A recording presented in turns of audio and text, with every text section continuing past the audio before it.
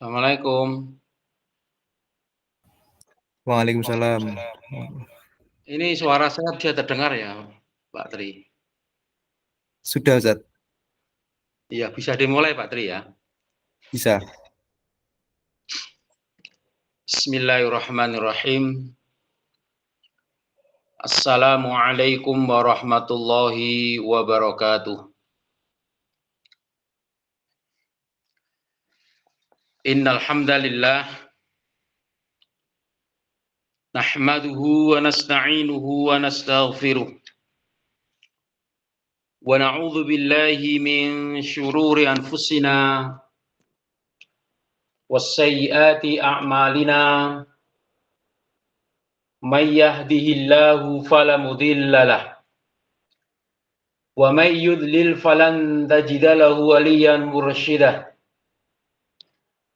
Asyhadu an la ilaha illallah wahdahu la syarika lah wa asyhadu anna Muhammadan abduhu wa rasuluhu la nabiyya wa la rasula ba'dah. Allahumma salli wa sallim ala nabiyyina Muhammad wa ala alihi wa ashabihi wa man tabi'ahum bil huda wa bil ihsan ila yaumil qiyamah. Rabbi shrah li sadri wa yassir li amri wahlul 'uqdatan min lisani yafqahu qawli, amma ba'd.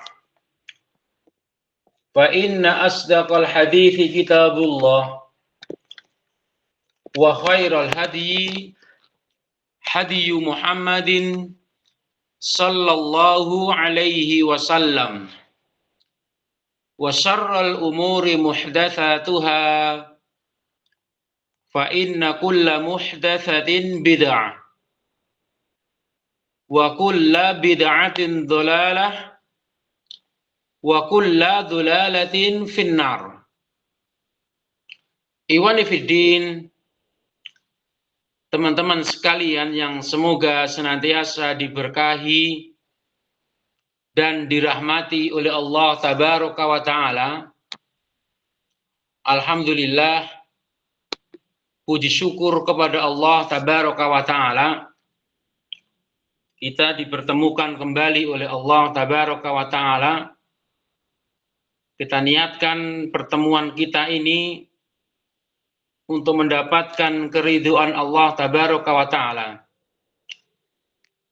Sebelum kita memulai melanjutkan pembelajaran kita dari pembacaan kitab Raudhatul Anwar fi Siratin Nabi Al-Mukhtar karya Fadilatul Syekh Shafiyur Rahman Al-Mubarakfuri ini, saya ucapkan kepada teman-teman sekalian di suasana hari raya ini, taqabbalallahu minna wa minkum wa ahalahullahu alaina. Semoga Allah Tabaraka wa Ta'ala menerima apa yang telah kita lakukan dari amal kita yang telah lalu, dan semoga Allah Tabaraka wa Ta'ala meneguhkan, menyempurnakan amal yang kita niatkan untuk Allah tersebut menjadi kebaikan-kebaikan yang melahirkan kebaikan-kebaikan yang berikutnya. Selanjutnya, teman-teman sekalian, di dalam pertemuan yang telah lalu, kita telah membaca tentang sejarah perjalanan kehidupan baginda Nabi Muhammad Sallallahu Alaihi Wasallam ini, yaitu tentang Bai'atul Aqobah. Baik itu tentang Bai'atul Aqobah Al-Ula atau yang Ats-Tsaniyah. Maka dalam kesempatan yang semoga kita mendapatkan manfaat dari pertemuan kita hari ini, yaitu kita akan melanjutkan membaca kitab ini dari sejarah perjalanan kehidupan beliau baginda Nabi Muhammad Sallallahu Alaihi Wasallam ini, tentang, barangkali teman-teman bisa dibuka halaman, kalau di halaman kitab saya halaman 83, mungkin dalam kitab yang dibagikan dalam kitab PDF yang telah disebar kepada teman-teman sekalian, bisa dibuka halaman 138. Pembahasan tentang hijratul muslimina ilal madinati. Awal kaum muslimin pengikut baginda Nabi Muhammad Sallallahu Alaihi Wasallam mulai hijrahnya mereka ke kota Madinah setelah hadirnya orang-orang Ansor yang memiliki kemauan kuat untuk menolong Rasulullah dan dakwah yang beliau emban. Ba'da hadhil bai'ah, kata beliaunya Syekh pada halaman 138, setelah baiat yang dilakukan oleh orang-orang Yathrib, kota Madinah pada waktu itu, maksudnya adalah bai'atul Aqabah ats-tsaniyah. Setelah dilakukan baiat Aqabah yang kedua, mulailah bada'at hijratu amatil muslimina ilal Madinah. Kaum muslimin mulailah mereka hijrah ke kota Madinah. Bainama kana ba'dus sahabati qad hajara qablaha. Di mana ya memang kaum muslimin di antara solusi menghindar dari siksaan orang-orang Quraisy, mereka hijrah. Di antaranya ada yang hijrah ke negeri Habasyah. Maka kota Madinah termasuk adalah petunjuk yang diberikan oleh Allah untuk dilakukan hijrahnya mereka kaum muslimin, yang ini diisyaratkan, ditandai dalam sebuah mimpi yang diberikan oleh Allah kepada Rasulullah. Wa qad uriya Rasulullah sallallahu alaihi wasallam dara hijratil muslimin wa akhbarahum biha. Dalam sabdanya Rasulullah menyampaikan sebagaimana dikutip oleh beliaunya Syekh Shafi Rahman Al-Mubarakfuri, ra'aitu anni uhajiru min Makkah ila ardi biha nahl. Saya bermimpi sepertinya saya berhijrah ke suatu tempat dari kota Mekah ini ke sebuah negeri yang banyak kurmanya, kata beliau. Dan dugaan beliau pada waktu itu, beliau menyampaikan aidhonni ilal Yamamah au Hajar. Saya mengira pada waktu itu tempat untuk hijrah itu adalah negeri Yamamah atau negeri Hajar. Fa idza hiyal Madinah Yathrib. Ternyata negeri itu adalah negeri Madinah, yaitu apa? Kota Yathrib dahulunya. Ini juga disampaikan bahwasanya dalam sebuah riwayat beliau bermimpi tempat hijrah kalian yang diperintahkan oleh Allah itu adalah dua dataran yang di situ beliau hijrah, yang beliau menduga itu adalah Hajar atau Yathrib. Ternyata kota itu adalah kota Yathrib, kota Madinah dahulunya. Siapa pertama kali orang yang hijrah ke kota Madinah pada waktu itu? Wa awwaluman hajara, siapa orang yang berhijrah dikabarkan oleh beliaunya Syekh Shafi Rahman Al-Mubarakfuri, ada beberapa sahabat di antaranya yang masyhur adalah Abu Salamah Al-Makhzumi bersama dengan siapa? Anak dan istrinya. Meskipun dalam kisah ini kalau kita baca tentang kisah hijrahnya Abu Salamah dan Ummu Salamah itu ya tidak semudah yang kita bayangkan. Abu Salamah hendak berhijrah bersama istri dan anaknya. Kharaja ma'a zaujatihi wa ibnihi. Ketika beliau sedang keluar ingin hijrah bersama istri dan anaknya, famana'ahuma qaumuha minhu. Ternyata Ya memang orang-orang jahiliyah senantiasa menghalangi orang-orang yang berhijrah pada waktu itu, termasuk Abu Salamah dan Ummu Salamah. Keduanya dihalangi oleh kaumnya. Termasuk beliau ini, wa in taza'a alu Abi Salamah.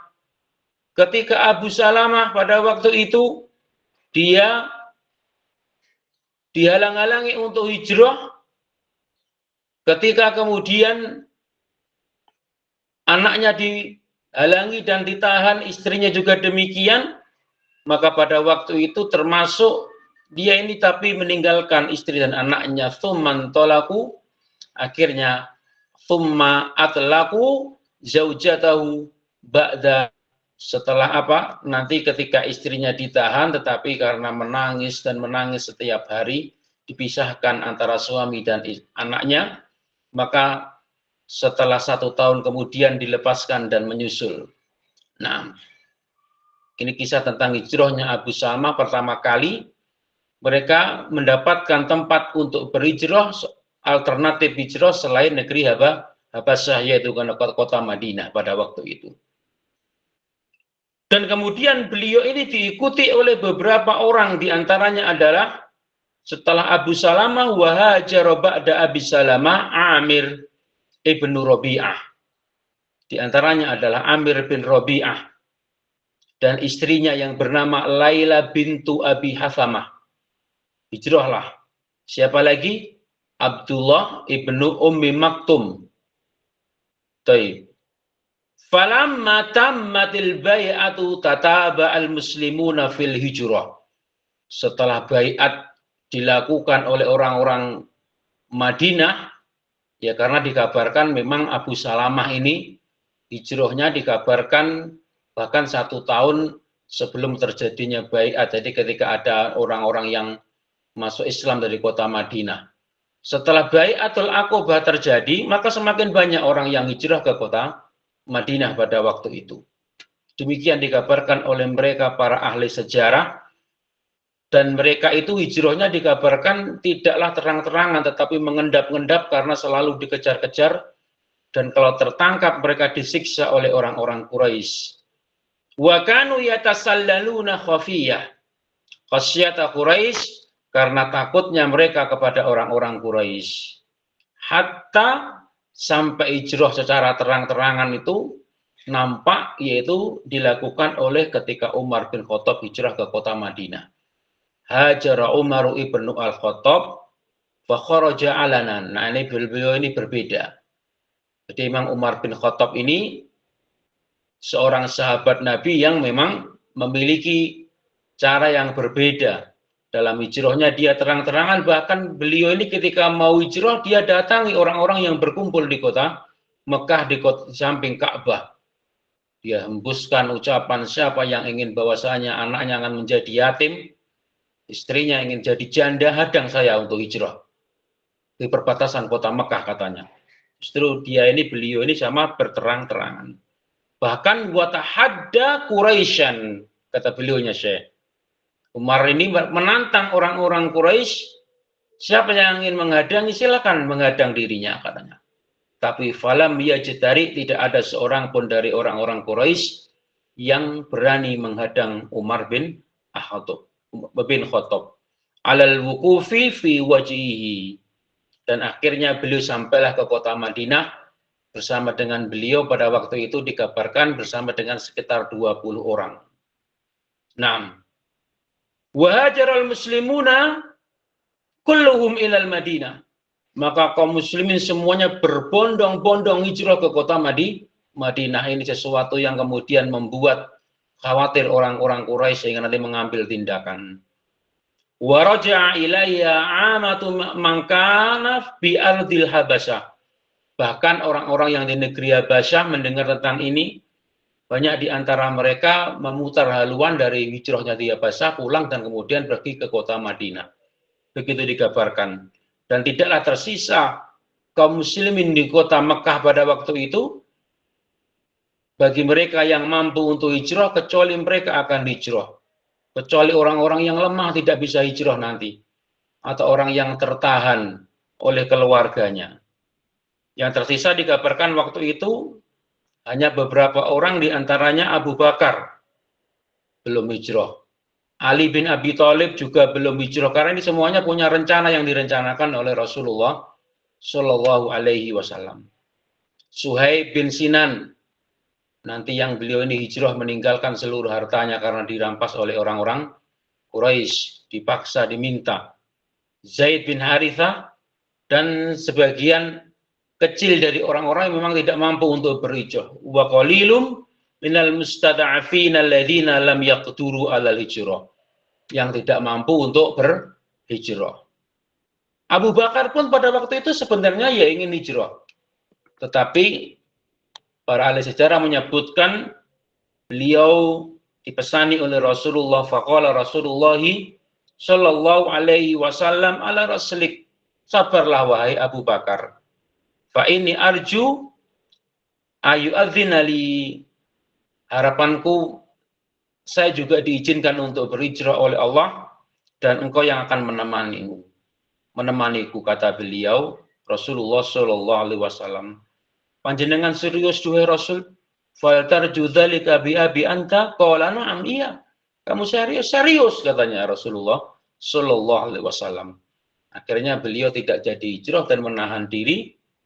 Dan beliau pada waktu itu apa yang beliau lakukan menunggu perintah dari Rasulullah tersebut, wa ala farahilatain, sehingga beliau menyiapkan 2 tunggangan untuk beliau dan baginda Nabi Muhammad Sallallahu Alaihi Wasallam. Dikasih makan terus supaya sehat dan kemudian nanti akan digunakan untuk hijrah bersama dengan Rasulullah Sallallahu Alaihi Wasallam.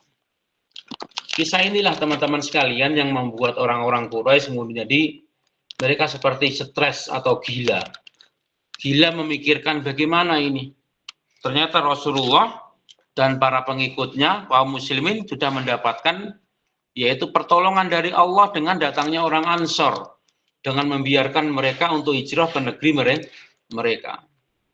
Pada halaman berikutnya 140, teman-teman bisa dibuka halaman 140 yang baru bergabung.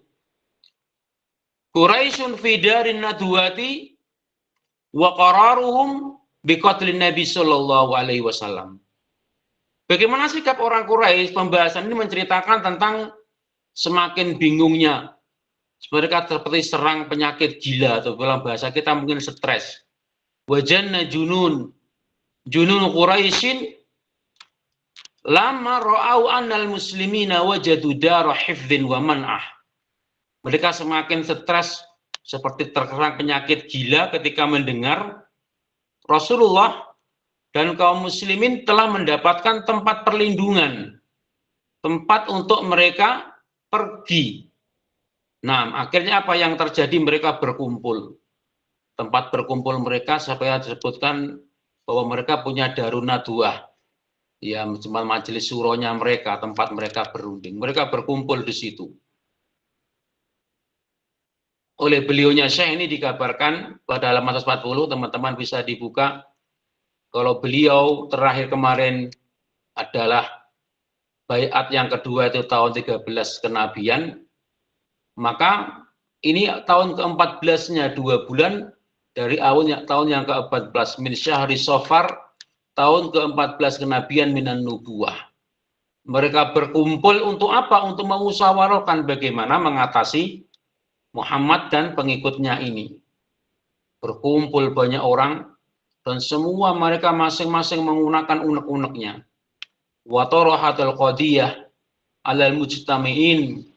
Faqala Abul Aswad, salah satu tokoh di antara mereka mengatakan, kita usir saja Muhammad ini. Dan kemudian dari bumi kita ini, kemudian kita perbaiki urusan kita. Kita nggak usah peduli mau pergi kemana, biarkan saja. Karena juga hadir di tengah mereka itu dikabarkan seorang tokoh dari Najd yang dikabarkan ini adalah bahkan disebutkan ide-idenya dan itu sebagai jemaah iblis katanya, demikian kata beliaunya Syekh. Disebutkan luasnya demikian. Ini wahadarahu aidon iblisu fi surati sayhi jalilin min ahli Najd. Nah, dia apa yang mengusulkan? Tidak setuju kalau Muhammad dibiarkan begitu saja. Nah, usulannya ini menggiring terus sampai Nabi kita itu nanti kalau bisa jangan pergi tok. tapi kita bunuh, begitu endingnya. Sampai nanti mereka itu, apa yang didengarkan, siapa usulannya Abu Jahal. Ya, Abu Jahal yang pada waktu itu mengusulkan akan membunuh Nabi Muhammad Shallallahu Alaihi Wasallam. Bahkan usulan yang paling menyiksa, termasuk menangkap Nabi dan menyiksa dikurung, itu pun tidak setujui. Tidak ada setujui. Ini seperti yang diusulkan oleh Abu Al-Bukhtari. Ihbasuhu wa aqliku alaihil bab, katanya. Kita tangkap saja Muhammad, kita penjara, kita pasung Muhammad, katanya. Padahal ini hukuman yang kalau di kita ya termasuk hukuman yang menyakitkan, dipasung dalam satu tempat tertentu. Sunnah Abu Al-Bukhtari ini, kita pasung Muhammad itu hatta yudrikahu ma'adrakahu as-su'ara, sebagaimana kita menghukum para orang-orang yang kita hukum sebelum mereka ini minal maut, sampai datangnya kematian. Bayangkan, dipasung, tidak dikasih makan, rencana sampai mereka mati itu orang, katanya. Katanya kalau dipasung, katanya si Syekh Najd yang ini katanya itu adalah iblis ini. Wallahi, dia mengatakan demikian, lain abastumuhu layukhrijanna amruhu ila ashabi. Nanti akan terdengar oleh para keluarga dan sukunya Muhammad. Dia tidak akan tinggal diam, dia akan mencari dan membebaskan. Kenapa? Karena Muhammad itu adalah orang yang diagungkan, dimuliakan, bahkan lebih mereka muliakan daripada pasangan-pasangan mereka dan anak-anak mereka. Makanya usulkan yang lain, sampai qalat taghiyatu, orang yang melampaui batas, siapa? Abu Jahal. Abu Jahal. Inna li fihi ra'yan, saya punya usulan, ma'arakum waqa'tum alaihi ba'd. Kalian tidak akan cari usulan yang lain setelah ini, katanya. Apa? Na'khud min kulli qabilatin fata syaban. Kita ambil masing-masing dari pemuda dari setiap suku yang ada di negeri kita ini, seorang saja. Dan mereka kita akan berikan senjata yang sangat tajam, fanu'ti kulla minhum sayfan sariman, katanya. Senjata pedang yang tajam.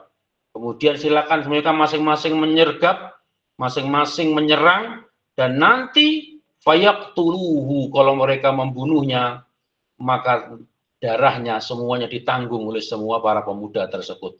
Tidak akan berani Abdul Manaf, yaitu menuntut balas terhadap darahnya Muhammadnya. Syekh dari Najd yang jelmaan iblis tadi itu, al-qawlu maqala rajul hadzal ra'yu la ara ghaira. Wah, ini usulan yang jitu ini. Saya cocok ini. Akhirnya mereka berkumpul dan dilaksanakannya rencana secara diam-diam. Mereka akan membunuh, kesimpulannya apa? Membunuh Nabi kita yang mulia Sallallahu Alaihi Wasallam. Demikianlah. Jadi mereka merahasiakan hasil musyawarah mereka, tetapi baina tadbiri Quraisy wa tadbirillahi subhanahu wa ta'ala. Halaman 142. Teman-teman silakan dibuka halaman 142. Bahwasanya mereka punya rencana, Allah membalas rencana mereka. Tidak ada yang tahu, tetapi Allah kabarkan rencana mereka. Dikabarkan oleh Allah melalui malaikat Jibril kepada nabinya yang mulia Sallallahu Alaihi Wasallam. Inilah kemudian perintah untuk berhijrah untuk beliau baginda Nabi Muhammad Sallallahu Alaihi Wasallam. Nah, demikian. Teman-teman yang baru bergabung bisa dibuka halaman 142.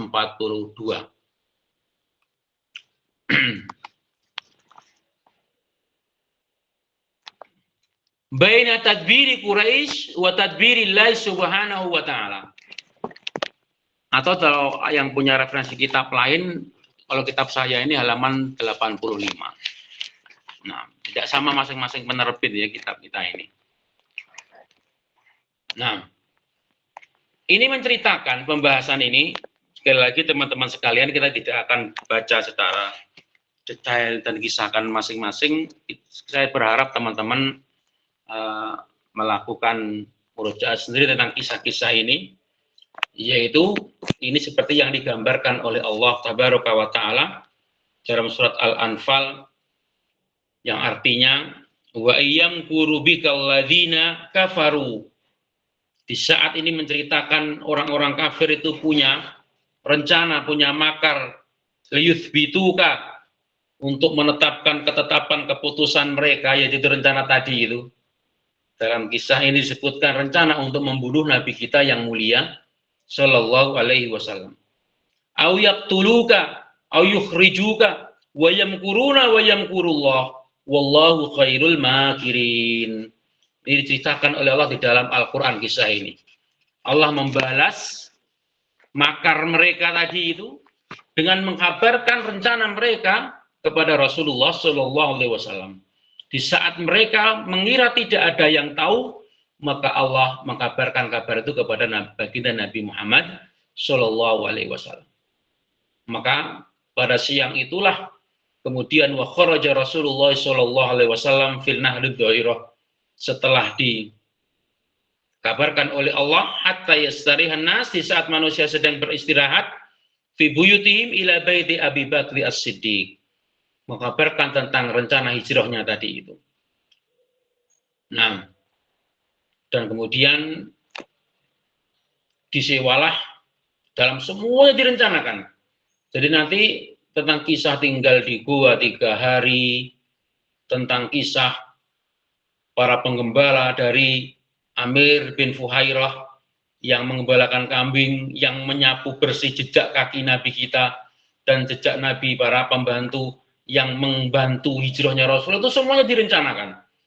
Jadi nanti kalau dalam kitab yang lain disebutkan banyak pelajaran yang kita bisa ambil. Ya memang dalam berdakwah butuh strategi. Rasulullah juga demikian ketika hijrah itu. Siang itu beliau temui Abu Bakar As-Siddiq, dan kemudian dia rencanakan, dan bahkan penunjuk jalannya sudah direncanakan. Siapa? Abdullah bin Uraiqat. Abdullah bin Uraiqat Al-Laythi. Ini meskipun orang Quraisy, dan dia ini masih mengikuti ajarannya orang Quraisy sebenarnya. Tetapi ini disewa oleh Rasulullah dan Abu Bakar untuk sebagai penunjuk jalan. Tentang rencana nanti harus bertemu di Gua Thur selama 3 hari. Tentang rencana nanti beliau tinggal di Gua Thur selama 3 hari. Bermalam di situ selama 3 hari. Siapa yang mengirim makanan nanti, siapa yang pura-pura sebagai pengembala kambing yang menyapu jejak-jejak beliau. Semuanya direncanakan. Pada waktu itu, siang itu, ketika beliau bersama dengan Abu Bakar As-Siddiq. Nah, sampai kemudian tidak ada yang tahu bahwasanya Rasulullah itu sudah mengetahui rencananya orang-orang Quraisy. Begitu. Jadi orang Quraisy merahasiakan rahasianya, Rasulullah juga diberikan kabar oleh Allah dan kemudian merencanakan, dan nanti beliau hijrah bersama dengan siapa? Sahabatnya yang mulia Abu Bakar As-Siddiq. Maka seperti biasanya, berarti direncanakan. Menyewalah siapa? Beliau Abu Bakar As-Siddiq dan baginda Nabi Abdullah bin Uraiqat atau Uraiqat Al-Laythi, yang kata beliaunya Syekh Sofyan Al-Mubarakfuri, wa kana ala dini Quraisy. Padahal ya dia ini ya orang Quraisy, juga mengikuti ajarannya orang-orang Quraisy. Nah, demikian. Tapi disewa. Nah, itu pada halaman berapa? 143 teman-teman ya. Barangkali ingin membaca secara detailnya. Pada halaman berikutnya 144, maka mulailah beliau baginda Nabi Muhammad Sallallahu Alaihi Wasallam hijrah. Hijratun Nabi Sallallahu Alaihi Wasallam. Urujuhu minal bait. Ini apa perlu diceritakan dengan itu, teman-teman sepertinya sudah sering membaca tentang kisah-kisah seperti ini ya. Nah, setidaknya kita dalam pembelajaran ini kita mengetahui, memurojaah urutan-urutannya. Tentang kisahnya tentu kita akan baca secara detail. Nanti teman-teman ya baca sendiri. Nah, hijratun Nabi pada halaman 144 itu, dari khurujuhu minal bait, sejak keluarnya beliau dari rumahnya beliau, semuanya tentu ingat teman-teman ya. Yaitu ketika beliau dalam kondisi rumahnya dikepung oleh orang-orang Quraisy. Wa kharaja Rasulullah sallallahu alaihi wasallam min baitihi wa hum mutawwiquna bihi. Dalam kondisi apa orang-orang Quraisy mengepung rumahnya? Bayangkan masing-masing suku kabilah diambil pemudanya yang paling kuat, pemudanya yang paling netral, tidak memiliki sikap, dan mereka mau diajak ke sana kemari dalam prinsipnya orang Quraisy, diajak untuk membunuh Rasulullah. Maka pada waktu itu dikabarkan ini adalah ketika dijelaskan tentang surat Yasin ayat 9, tapi jangan digunakan untuk ini, kadang-kadang diselewengkan ayat ini ya, digunakan untuk haji-haji penyirepan gitu. Nah ini ya, disebutkan waja'alna min baini aidihim sadda wa min khalfihim sadda. Ini menceritakan bahwasanya tentang kami jadikan depannya Rasulullah, belakangnya Rasulullah itu seolah tidak terlihat atau tertutup. Fa'aksyainahum fahum la yubsirun. Mereka tidak bisa melihat keberadaan Rasulullah yang keluar dari rumahnya. Tentu kita enggak secara detail ya. Nah, tentang kisahnya Ali bin Abi Thalib yang disuruh menggantikan untuk apa? Tidur di pembaringannya Rasulullah. Nah, ketika mereka bangun, mereka intip, ternyata apa? Dilihat, beras Rasul masih tidur. Padahal Rasulullah sudah keluar pada waktu itu, digantikan oleh Ali bin Abi Thalib. Meskipun Ali bin Abi Thalib ini nanti mendapatkan perlakuan yang tidak menyenangkan oleh orang-orang Quraisy, digampar, ditempeleng dan sebagainya. Maka ini orang-orang ini nanti demikian, menyiksa Ali bin Abi Thalib gara-gara tadi. Termasuk nanti menyiksa juga siapa? Anaknya Abu Bakar. Datangi rumahnya Abu Bakar. Semuanya yang terlibat nanti dimusuhi oleh orang-orang Quraisy. Nah, jadi singkat cerita, keluarlah Rasulullah SAW pada waktu itu menuju tempat yang direncanakan untuk mereka bertemu dengan pemandu jalannya, Abdullah bin Uraiqah tadi, atau bin Uraiqah. Nah, menuju kemana? Yaitu sebelum terbitnya fajar, menuju ke arah 5 mil ke arah Yaman, fit tijahil Yaman. Jadi teman-teman sekalian, jadi sesuai dengan rencana dari pemandu jalan ini, memang beliau ini kalau menuju ke arah Yaman berarti beliau itu kalau dari kota Makkah kalau mau ke Madinah seharusnya kan ke utara. Tapi inilah termasuk strateginya Rasulullah pada waktu itu, sesuai dengan penunjuk jalannya, beliau dibawa oleh penunjuk jalannya untuk pergi ke Gua Thur. Nah, ke Gua Thur ini ke arah ke arah 5 mil ke arah kota Yaman. Fitijahil Yaman berarti ke selatan. Jadi orang-orang Quraisy nanti mengiranya kan harusnya larinya ke utara, tetapi kalau ke Madinah. Tetapi ini malah dibawa ke arah Yaman. Berarti ke arah Yaman ke arah selatan. Nanti baru memutar ke barat ke arah sungai laut Merah itu, kemudian baru berjalan ke utara melalui jalan yang tidak biasa dilewati oleh manusia. Nah, baik. Tentang kisah 3 hari di gua, ini juga sebagian dari rencana Rasulullah SAW dengan Abu Bakar dan para penunjuk jalannya. Nah, sampailah beliau pada waktu itu, kemudian walama intaya ilal ghari, pada dalam 144, salah layalin fil ghar, 3 hari. Ini juga bagian dari rencananya. Jadi banyak pelajaran ya. Memang dalam ini kita butuh strategi. Jadi kita harus punya rencana-rencana untuk tidak cuman pasrah begitu saja, tetapi melakukan upaya yang disebut dengan al-akhdhu bil asbab. Nah, maka ini tentang banyak kisah teman-teman. Karena kalau kita ceritakan tentang ini ya, tentang kesetiaannya Abu Bakar, tentang bagaimana ketika Abu Bakar di dalam gua tersebut rela kakinya dibuat bantalan oleh Rasulullah sampai kakinya itu tidak berani membangun Rasulullah meskipun kakinya sakit. Karena apa? Karena digigit seekor binatang yang membuat dia menangis pada waktu. Sampai Rasulullah bertanya, kenapa kakimu? Kok kamu menangis wahai Abu Bakar? Kisah-kisah yang luar biasa yang kalau kita ceritakan. Tapi ya kita tidak ceritakan secara banyak lebar. Mungkin teman-teman bisa menggali sendiri nanti. Nah, sampai ketika beliau Abu Bakar tuh mau masuk gua, kamu tunggu dulu di sini wahai Rasul, saya bersihkan dulu guanya. Sampai tidak ada binatang yang nanti akan menyakitimu. Sampai dikabarkan ketika beliau berjalan, tiba-tiba Abu Bakar berlari ke depan. Mengapa kamu berlari ke depan? Seolah-olah saya melihat musuh ada di depan, duhai Rasul. Tiba-tiba dia berlari ke belakang. Mengapa engkau berlari ke belakang? Seperti melihat musuh ada di belakang, duhai Rasul. Begitulah cintanya Abu Bakar kepada Rasulullah, ingin melindungi beliau, baginda Nabi Muhammad Sallallahu Alaihi Wasallam. Nah, itulah bagian dari rencana beliau Sallallahu Alaihi Wasallam di dalam berhijrah dan melakukan rencana-rencana dan strategi supaya tidak terkejar oleh orang-orang Quraisy. Nah, berapa hari beliau tinggal di situ? 3 hari. Bayangkan, 3 hari. Dan ini adalah bagian dari rencana. Di saat nanti mereka mau ngejar-ngejar, nggak tahu. Seharusnya kok cepat sekali jalannya. Ternyata masih bersembunyi di dalam gua. Termasuk ada orang-orang membantunya yang mengirim makanan di dalam gua itu siapa?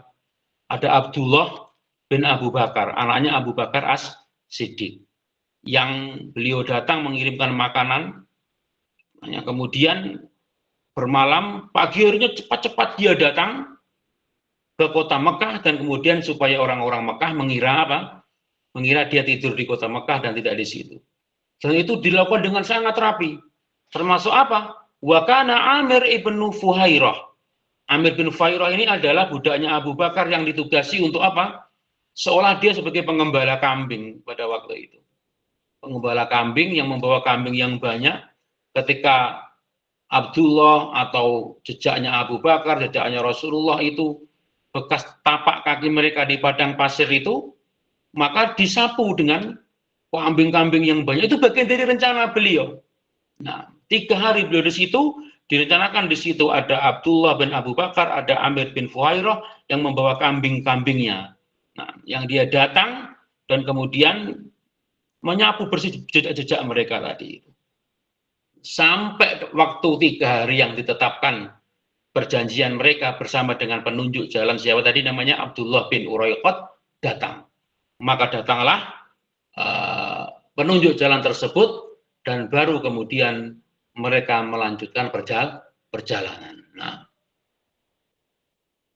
wah, sampai situ, selama di situ orang-orang Quraisy sudah bingung, sudah ketinggalan Rasulullah Shallallahu Alaihi Wasallam, dan mereka melakukan perbuatan yang kasar kepada Ali, bahkan juga kepada siapa? Asma, anaknya Abu Bakar As-Siddiq. Nah, kemana ayahandamu? Dia bilang tidak tahu, dan kemudian digampar sampai dikabarkan Abu Jahal pada waktu itu menggampar Asma sampai terluka di Asma tadi itu. Nah, demikian. Maka setelah datang waktu yang ditentukan, sampailah siapa?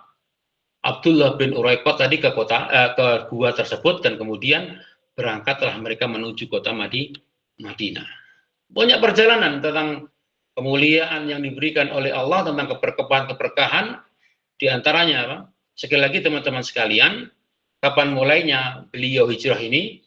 Dikabarkan bahwasanya beliau mulai melakukan perjalanan pergi meninggalkan kota Mekah, yaitu sejak dari pertama rencananya, yaitu ketika orang-orang Quraisy menentukan pada bulan Safar, maka bulan Rabiul Awal pada waktu itu dikabarkan pada malam Senin pada bulan Rabiul Awal, maka berangkatlah beliau kedatangannya Abdullah bin Uraiqat dan kemudian melanjutkan perjalanan. Nah, banyak kejadian-kejadian yang menakjubkan sebenarnya kalau kita ceritakan di tengah perjalanan beliau, termasuk tadi itu 3 hari di gua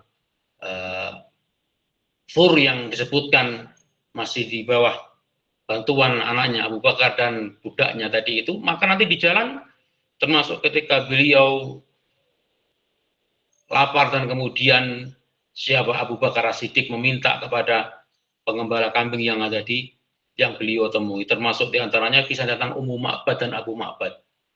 Ummu Ma'bad ini ya pengembala kambing. Nah, ketika ditemui di jalan, ketika dimintai bantuan oleh Abu Bakar yang dia mengenal siapa beliau, maka pada waktu itu tidak adalah kambing kecuali yang tersisa di rumahku ini, kecuali kambing yang kurus karena tidak bisa berjalan dengan cepat. Itu pun maka minta izinlah beliau untuk memeras susunya untuk diminum, maka disitulah Allah memberikan kemuliaan. Kambing-kambing tadi memiliki peran yang sangat banyak sampai ketika suaminya datang dari pengembalaan kambing yang ditinggal di rumah tadi ternyata menjadi kambing yang penuh dengan keberkahan. Nah, siapa? Kemudian dia, si Fulan dan si Fulan, maka beliau berhasrat untuk mengikuti perjalanan beliau Shallallahu Alaihi Wasallam. Nah, tentang juga kisah ketika beliau dikejar siapa namanya? Suraqah bin Malik bin Jusum. Nah, yang berusaha ingin mendapatkan apa namanya ganjaran atau upah dari orang Quraisy yang memikat hatinya, yaitu apa? Ratusan ekor unta. Maka sampai berhasil mengejar Rasulullah sampai kemudian Allah menolong beliau Shallallahu Alaihi Wasallam dengan memasukkan atau membuat kudanya terjerembab di dalam pasir dan tidak bisa bangkit. Tapi ketika mereka sudah mulai bangkit, didatang lagi, tidak bisa lagi, dan terus begitu sampai kemudian disuruh pulang oleh Rasulullah Shallallahu Alaihi Wasallam. Begitu terjadi sampai datangnya beliau Shallallahu Alaihi Wasallam. Dan kisah yang menakjubkan ini, hijrahnya Rasulullah ini terjadi awal dari 14 atau tahun ke-14 dari kenabian bulan Rabiul Awal. Nah, sampai kemudian beliau sampai di Madinah, yang pertama beliau singgah ini di Kuba. Di Kuba yang kemudian beliau disitulah membangun pondasi Masjid Kuba. Itu jadi pada hari Senin. Nah, pada bulan hari yang ke-8 dari bulan Rabiul Awal tahun 14 kenabian, yang nanti terkenal sebagai tahun pertama Hijriah. Tahun pertama Hijriah. Nah, demikian. Maka di situ beliau singgah di Kuba dan beliau membangun pondasi Masjid Kuba di situ selama beberapa hari, dan kemudian disitulah kemudian nanti sebagai bakal bangun masjid yang dibangun oleh Rasulullah, Masjid Kuba, sebelum beliau membangun Masjid Nabawi. Nah, demikian. Nah, maka masuklah beliau Shallallahu Alaihi Wasallam ke kota Madinah. Baik. Sekali lagi teman-teman sekalian, untuk kisahnya silakan dibaca detail dan sendirinya. Kita ambil poin-poinnya, yaitu hijrahnya beliau terjadi pada bulan Rabiul Awal tahun 14 kenabian, yang nanti terkenal dengan apa? Tahun pertama Hijriah. Nah, setelah ditetapkan sebagai kalender Hijriah sebagai As-Sholatul Mu'min. Pada masa siapa nanti? Pada masa Khalifah Umar bin Khattab radhiyallahu taala anhu ditetapkan, yaitu penetapan tanggal kalender Hijriah oleh beliau karena semakin meluasnya wilayah kekuasaan kaum muslimin, dan surat-surat itu datang dikirim, tetapi tidak tahu ini misalkan bulan Sya'ban yang kapan, tahun ini atau kemarin. Nah, demikian. Maka nanti ditetapkan ini sebagai tahun Hijriah yang pertama, hijrahnya Rasulullah Shallallahu Alaihi Wasallam ini. Selanjutnya, apa yang dilakukan oleh Rasulullah Shallallahu Alaihi Wasallam di kota Madinah? Inilah teman-teman sekalian yang mengawali jika bakal terjadinya sebuah peradaban besar nanti yang dijadikan oleh Allah Tabaraka wa Ta'ala, takdirkan tersebar di seluruh penjuru dunia. Langkah-langkah inilah yang mencikal bakali, dan barangkali kita perlu belajar dalam sejarah, tidak hanya belajar ceritanya, tetapi mengambil pelajaran dari sejarah tersebut.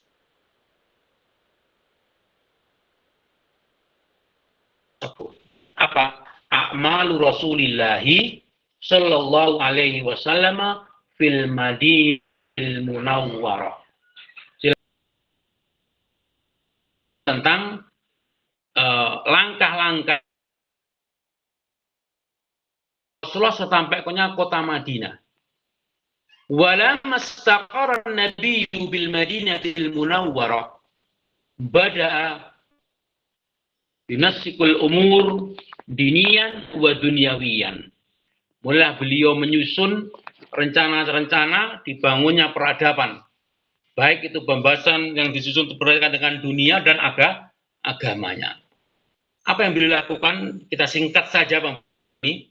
Yaitu yang beliau lakukan pertama kali adalah Al-Masjidu An-Nabawi. Beliau kalau tadi membangun Masjid Kuba, fondasinya, maka beliau nanti membuat Masjid Nabawi, yang ini adalah yang dulu kita sampaikan di antara fungsi masjid banyak ya. Disitulah Rasulullah mengajarkan Islam tempat itu. Kadang juga dibuka untuk masjid itu untuk nanti menerima tamu utusan-utusan dari utusan-utusan wilayah sebelah, yang datang ke kota Madinah menemui Rasulullah. Atau kadang masih digunakan untuk menawan awanan, masih juga digunakan untuk menyusun strategi perang yang akan mereka lakukan. Di situ semuanya. Di masjid juga dilakukan mereka berlatih untuk berperang dan menyusun strategi. Di masjid juga mereka lakukan di situ belajar agama. Nah, banyak fungsinya masjid. Maka dari situ, di sini yang dilakukan oleh beliau Shallallahu Alaihi Wasallam. Yang pertama adalah Al-Masjidun Nabawi. Beliau membangun masjid. Yang kedua, pada halaman 156, Al-Mu'akhatu bainal muhajirina wal ansar. Ini yang menjadi fondasi yang terkuat yang menjadi peradaban Islam itu kokoh di sana. Apa? Beliau menyatukan al-ukhuwah al-imaniyah bainal muhajirina wal ansar. Yaitu menyatukan antara kaum muhajir dan ansar yang dibangun dengan di atas ukhuwah imaniyah. Mereka tidak ada hubungan nasab, tidak ada hubungan keluarga. Tetapi inilah yang dikabarkan oleh Allah di dalam Al-Quran dalam surat Al-Hasyr. Walladzina tabawwa'ud dara wal imana, kata Allah disebutkan. Orang-orang yang dikaruniakan keimanan di kota Madinah itu, min qablihim yuhibbuna man hajar ilaihim. Nah ini, mereka mencintai orang yang datang ke tempat mereka berhijrah dan tidak didapati wala yajiduna fi sudurihim hajatan mimma utu. Ya meskipun mereka butuh. Ini yang dipersaudarakan dari Rasulullah SAW. Dibangunlah, maka disebutkan di antaranya di situ dipersaudarakannya kaum muhajirin ada Abdurrahman bin Auf, kemudian dipersaudarakan dengan siapa? Sa'ad bin Rabi misalkan. Nah, dipersaudarakan dengan siapa? Abdurrahman bin Auf.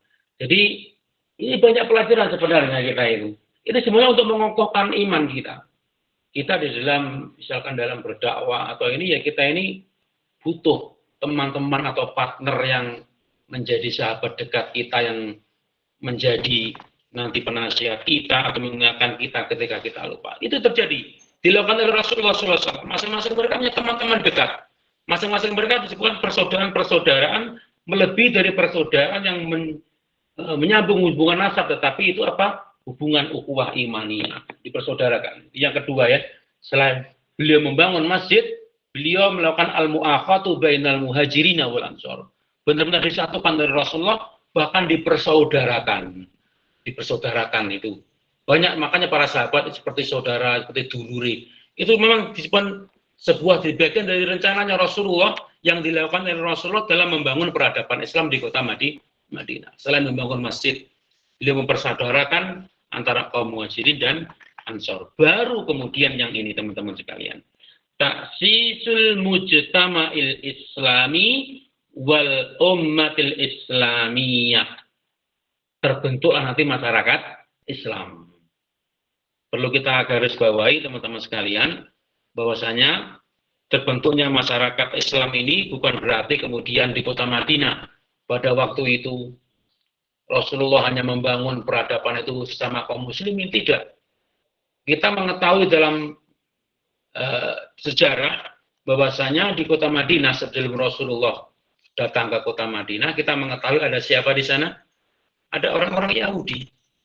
Nah, maka dari pembentukan masyarakat Islam ini dan umat di bawah kekuasaannya kaum muslimin yang ada di kota Madinah tadi itu, bagaimana beliau diantaranya adalah membangun atau menjalin perjanjian dengan orang-orang yang tinggal di kota Madinah, termasuk kepada orang Yahudi. Nah ini penting kita ketahui, karena nanti bahwasanya yang dibangun dalam perjanjian ini semuanya adalah kebaikan-kebaikan, kemaslahatan yang menimbulkan kemaslahatan di masyarakat. Nah, tetap masalah agama adalah tetap tidak seperti yang disampaikan oleh orang-orang liberal ya.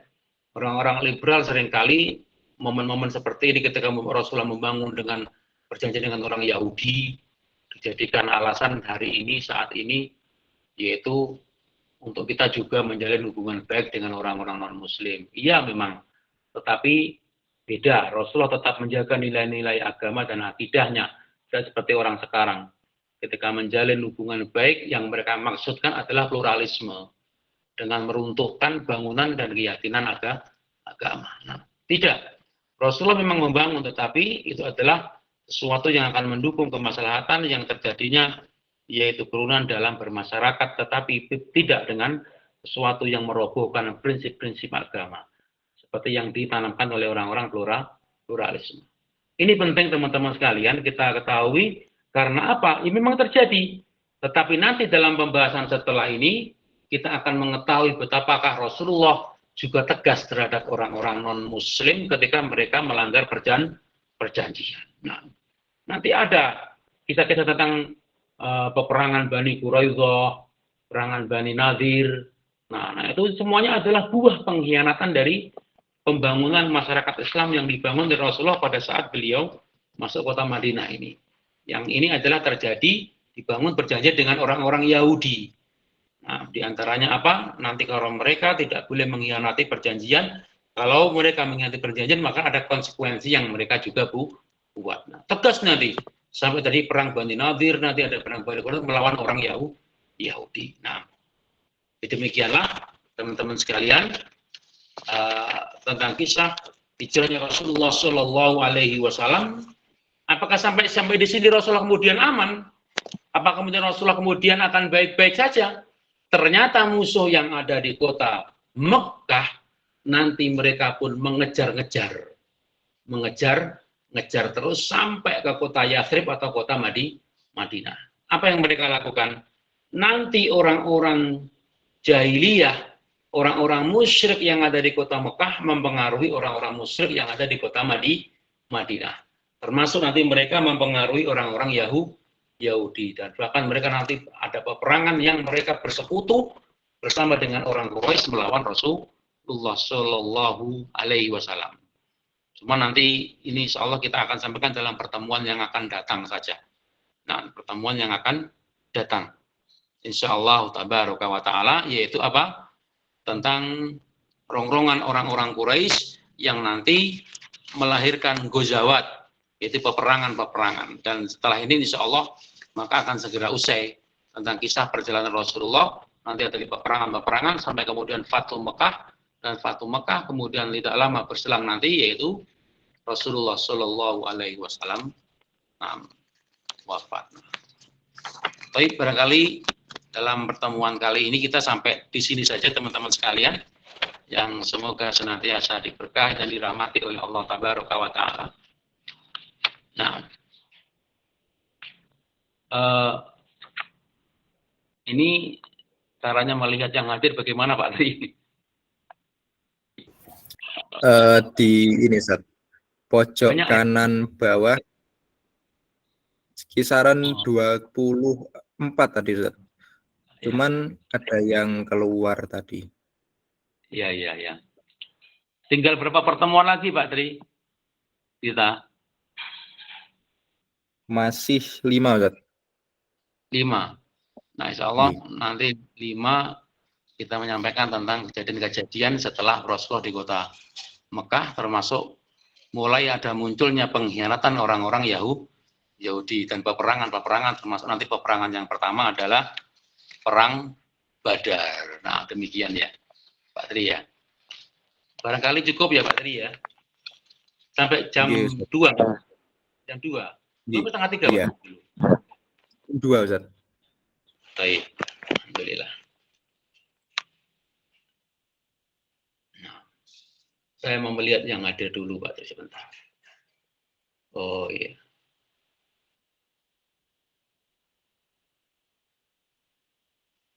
Nah,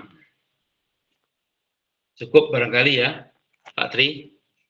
Bisa ditutup Pak Tri ya. Silakan Ustaz. Baik teman-teman sekalian, aku tasmaun, demikian tadi pembacaan kita terhadap sebagian dari sirah nabawiyah setelah Bai'atul Aqobah, yaitu hijrahnya Rasulullah Shallallahu Alaihi Wasallam.